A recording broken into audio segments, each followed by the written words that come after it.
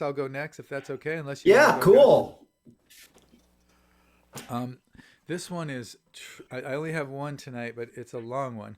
And it's a story song, and it's really a work in progress. I'm not positive about the key, and I've been tweaking the lyrics for many moons now.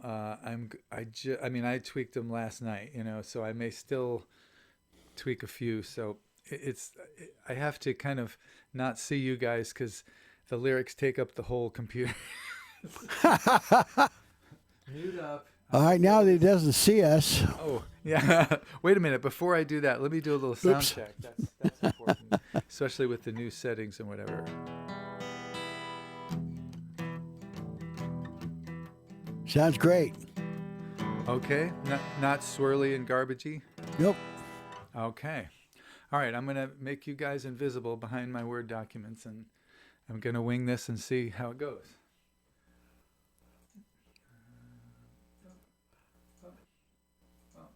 Okay. Can no longer see you guys.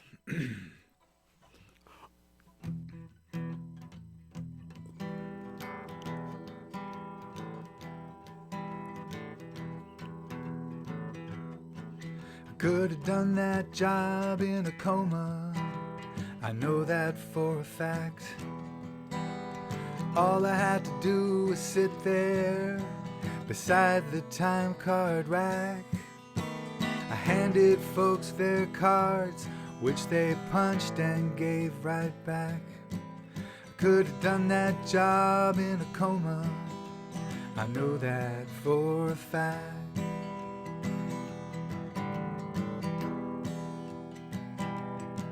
This was an old hotel receiving room, and I did that and more. I received an education I wasn't looking for. I knew everyone who worked there, read their cards when I was bored. This was a college town receiving room, and I did that and more.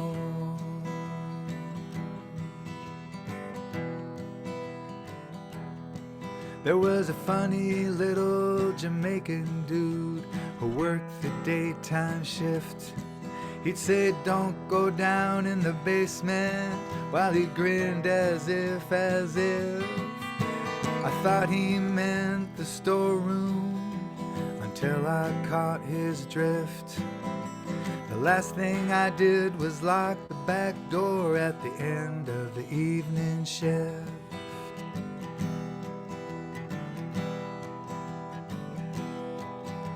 Now this was the 1970s, and the kitchen staff was black. I was friendly with a cook named Curtis, who snuck me food from the back. I was a white kid from the suburbs, with a hippie sense of slack. This was back in the 1970s, and the kitchen staff was black.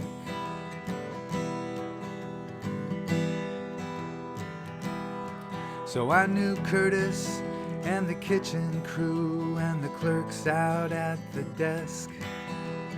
Bobby, the janitor's helper, who wasn't right in his head. And Joey, the lunatic window washer, who was somehow not yet dead. I knew everyone from housekeeping to the clerks out at the desk.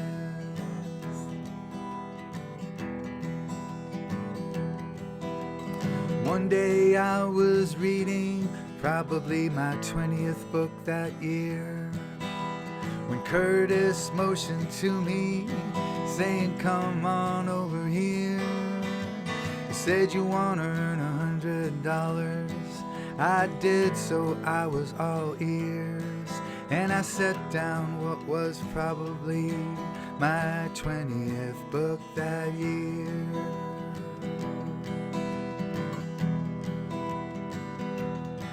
He said, "Leave the back door open when you go home tonight. I'll sneak a dolly loaded with steaks out to my buddy Dwight. We'll sell them to our restaurant friends down on the south side. Just leave the back door open when you go home tonight.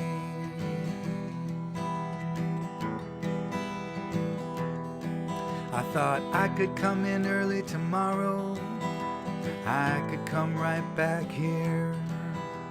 If anyone asks, I could tell them that I had this nagging fear that I might have left the back door open so I'd be in the clear. Early the next morning, I could come right back here.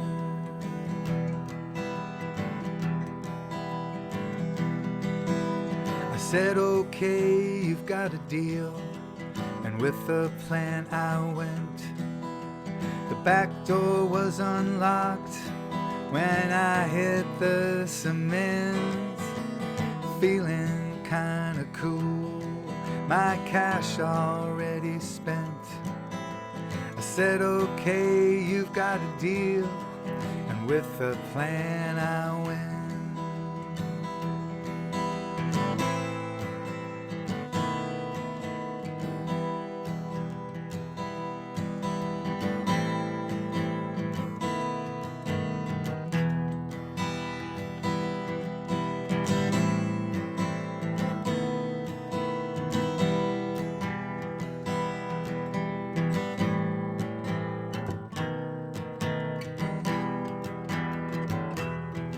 But by the time that midnight rolled around, I was starting to freak out.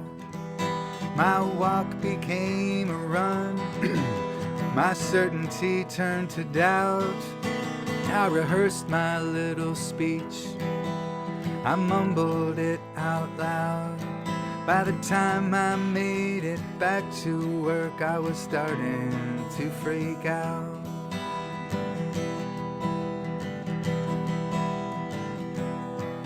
Well, the night clerk skipper told me, brother, you're too late. Someone from the kitchen took advantage of your mistake on a dolly by the back door. Dumbass Bobby found a bunch of steaks. It's good that you came back, but brother, you're too late.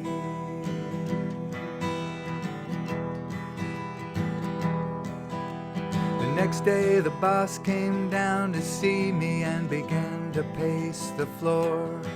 He said, that cook named Curtis, was he a friend of yours? I said, not really, I'm just sorry I spaced that back room door.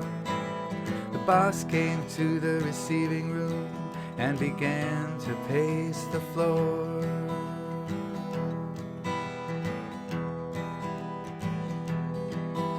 Well, he believed my story, and I got to keep my key. For whatever reasons, lucky me, Curtis disappeared, never to be seen. The boss believed my story, and I got to keep my key.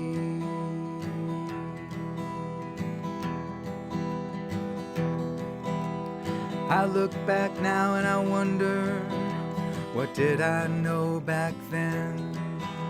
The dumbest guy in the building brought that plan to an end.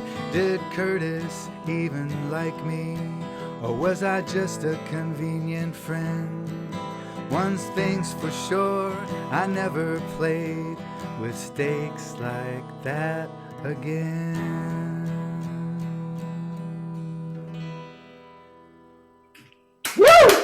All right, Jay. I like that last line. And I never Those played high stakes like that. Huh? I'm going Nice. to call it Stakes, but S-T-A-K-E. Yeah, And, that was yeah, great. Yeah, thank you. I worked really hard at this one. It all came from I could have done that job in a coma.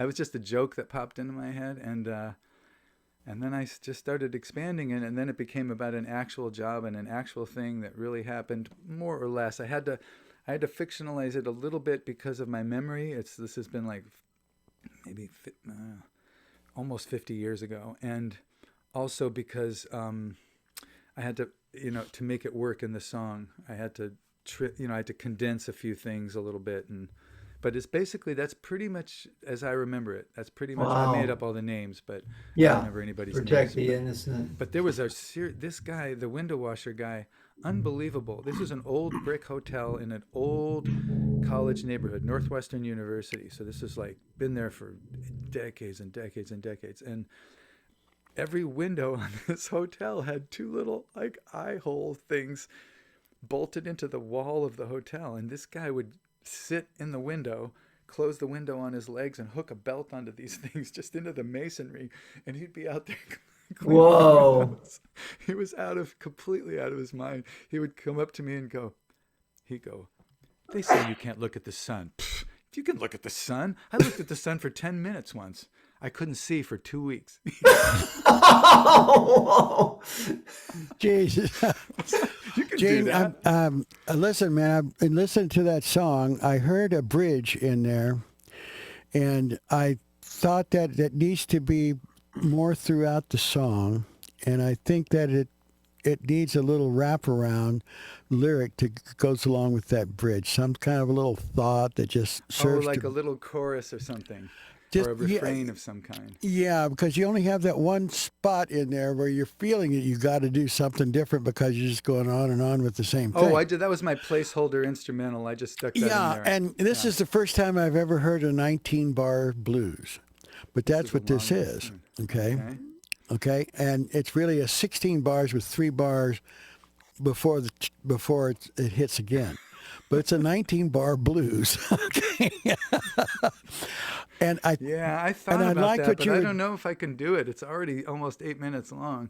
And, Well, but I think you can find some conciseness in that, but I think you need. I like what you were doing with the one bridge you threw in there. the instrumental? Yeah, which was that was functioning as a bridge. I just made it up tonight. Yeah. Yeah, but I think that could occur between a couple of the other verses, in order to allow you to. It kind of resets and lets you start Oh, I see what you again. mean. Yeah, maybe when there's a gap in the story and things are about to change, like just before I say that, I was reading the book and he came in and gave me the Exactly. pitch. Exactly. Okay, It yeah, resets and then gets restarted again. Yeah, that could be nice. And then I could even throw. It's possible. I'd have to really think hard, but I could possibly throw a simple lyric line over that, like like ooh, down in the blah blah blah, whatever. Yes. No, or something close to that could really Yeah. work well.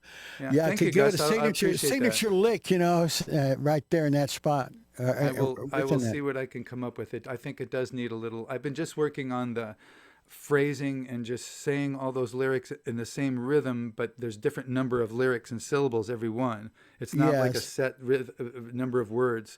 It rarely is in a good story song. You have to say more or less as you go, and so you have to stretch the words or pull words in, and so I've been working on that and getting the Yeah. lyrics, just getting the lyrics correct. Yes, and sometimes So, yeah. I find sometimes what happens to me is I have 2 lyrics I can combine into one. I mean, it's kind of like when I'm repeating an idea, instead of just repeating it, I can modify it, like Yeah. what was kind of happening in the next, a little further down, and sometimes that allows me to be a little more succinct in a story song. It's always Yeah, an well, issue. I've been trying. This has been.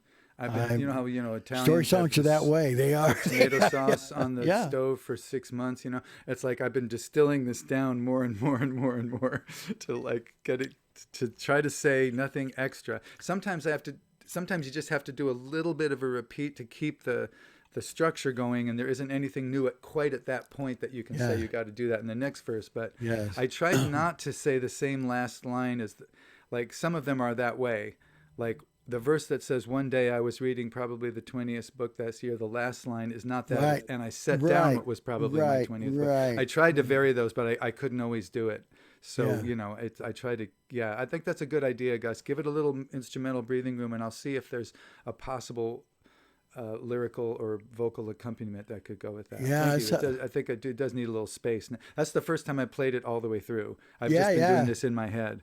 So, yeah. So thank you guys for It's a listening. I good really song. appreciate It's it. got a good story to it, you know. Thank you. It should You happen. wonder about Curtis, though. He probably ended up in a slammer.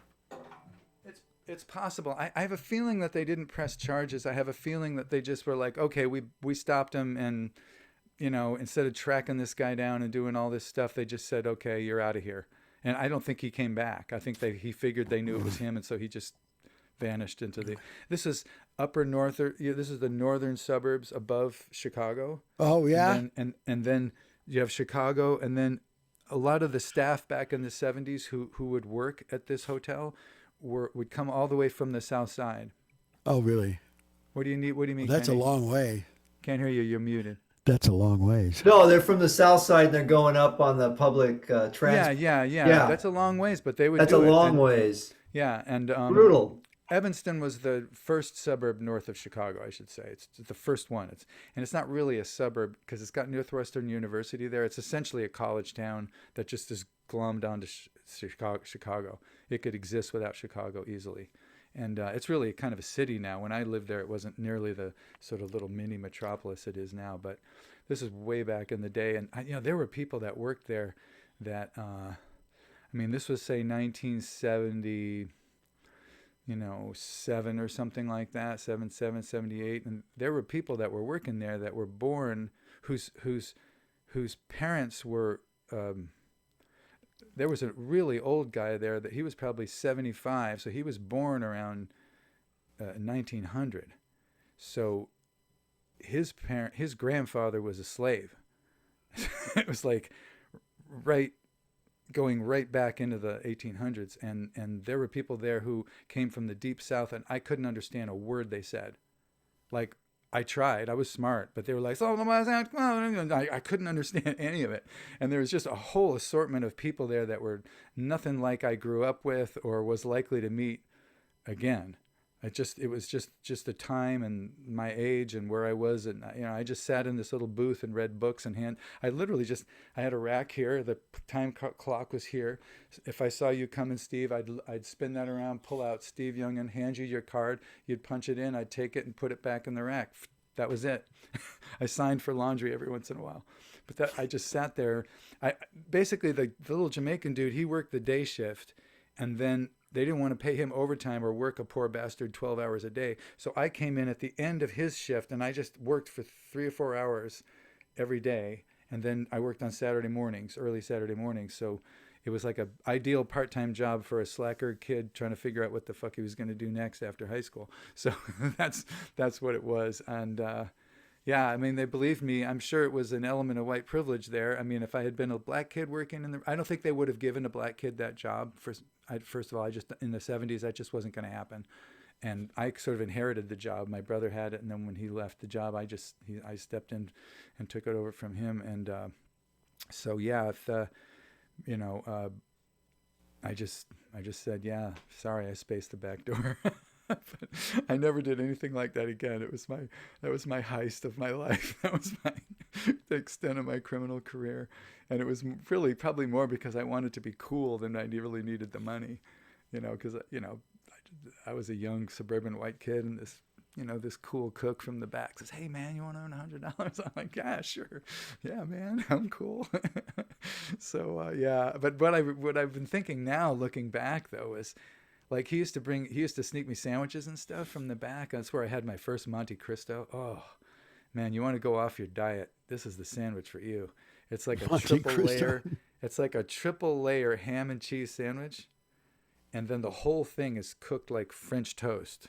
Like the whole sandwich is sort of deep fried or French toast fried, whatever. But it's seriously take about a month off your life, but absolutely delicious, And so we got friendly, and then eventually he asked me to do this, and I thought, just now it just occurred to me, like this year, oh, I wonder if he just started bringing me those sandwiches in the first place because eventually he was going to ask me to leave the back door open. Like, I don't know if he even, You know what I mean? Like if it wasn't like, here, I'll give this kid sandwiches, I'll get on his good side, then I'll ask him if we can leave the door open. I don't know if it was part of his plan from the very beginning. What the hell did I know? I was 19 or 18 years old. I didn't know. I probably thought I knew, but I don't know. But it was funny that seriously, the guy this guy was seriously disabled. He would push this little cart around collecting things in the hotel. And I think they had a few people working there really that were just out of the goodness of their heart. You know, they were just helping out people. And this guy would walk around with a pipe and click his teeth all the time and mumble incoherently. But he was the one who found the stakes, and the whole plan collapsed from that. So yeah, it was an interesting time.